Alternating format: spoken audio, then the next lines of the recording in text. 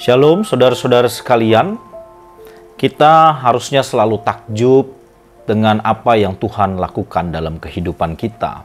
Bagaimana Dia menolong kita, hadir dalam kehidupan kita. Dia, Tuhan, selalu memiliki cara-cara yang dahsyat, cara-cara yang sesuai, cara-cara yang patut untuk menolong kita. Di dalam 1 Raja-Raja 19, ayatnya yang ke-9 sampai 18, kita akan melihat bagaimana Tuhan menolong Elia. Di sana kita melihat dalam episode kehidupan Elia, dia baru saja mengalahkan 450 Nabi Baal. Tetapi dalam episode selanjutnya, ketika Ahab menginformasikan situasi itu, situasi di mana Elia telah mengalahkan 450 Nabi Baal itu, Isabel langsung bergerak dan mengancam untuk menghabisi nyawa Elia. Apa yang terjadi dengan Elia? Elia begitu sangat takut. Bahkan Alkitab mencatat dia ingin mati saja.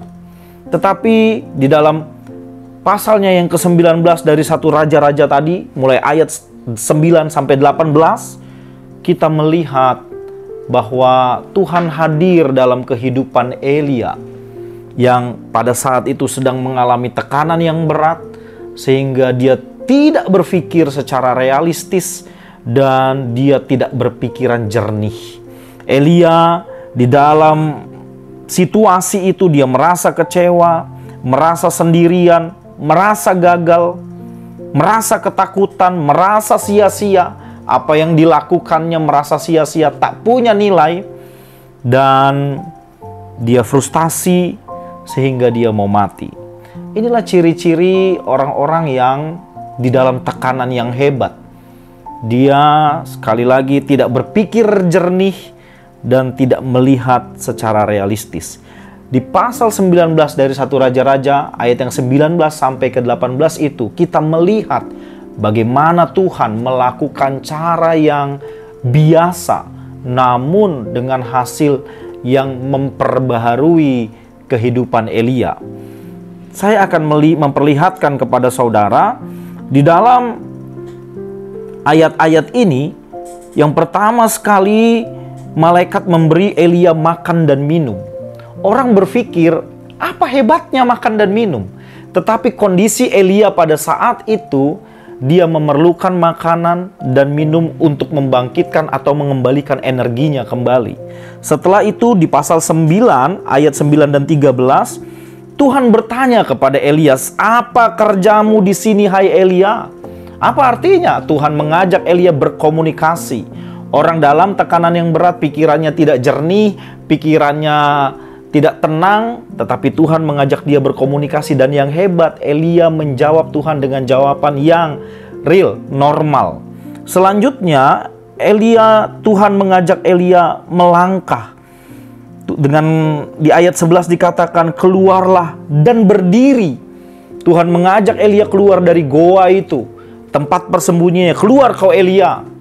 Tuhan mengajak Elia melangkah keluar dari situasi yang membelenggunya. Di sana juga di ayat yang 11 sampai ayat 13, Tuhan mengajak Elia untuk merasakan hadirnya.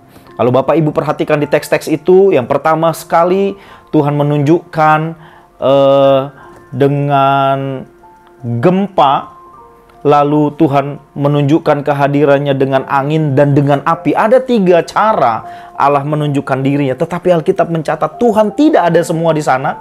Tuhan hadir justru di angin yang tenang, angin yang sepoi. Tuhan ada di sana, dan Elia diajak oleh Tuhan untuk merasakan hadirnya. Dan di ayat yang ke-15, Tuhan mengajak Elia kembali bekerja. Apa pekerjaan Elia? Di sana dikatakan, pergilah, kembalilah ke jalanmu. Sebagai nabi dia harusnya benar mengurapi. Ya, Elia diajak kembali bekerja, kembali ke tugasnya yang semula. Dan Tuhan menghibur Elia dengan memberikan hasil dari kerjanya, 7.000 orang yang masih setia kepada Allah. Dari kisah ini saya ingin menyampaikan bahwa Tuhan menolong dengan cara yang sepatutnya, sehingga Elia dipulihkan. Bapak Ibu, saya mengajak kita untuk merenungkan cara patut yang Tuhan kerjakan dalam hidup kita. yaitu salib Kristus. Salib Kristus adalah cara yang patut dari pihak Allah untuk menolong kita manusia yang berdosa. Mengapa saya katakan salib Kristus sebagai cara yang patut? Sebab salib Kristus adalah cara di mana Allah tidak menggunakan kekuasaan dan otoritasnya secara semena-mena. Dia membayar tuntutan hukum Taurat, tuntutan hukum yang dia buat sendiri, dia bayar di atas kayu salib. Alkitab firman Tuhan berkata, ketika Paulus mencatat, tetapi aku sekali-kali tidak mau bermegah selain dalam salib Tuhan kita, Yesus Kristus, sebab olehnya dunia telah disalibkan bagiku dan aku bagi dunia. Dari renungan singkat ini saya ingin mengajak, salib Kristus harusnya menjadi pusat hidup kita. Di sana kita merenungkan bagaimana Tuhan menolong kita untuk lepas dari kuasa dosa dan hidup menjadi manusia yang sebagaimana mestinya hidup untuk Allah yang telah menebus kita. Tuhan Yesus memberkati.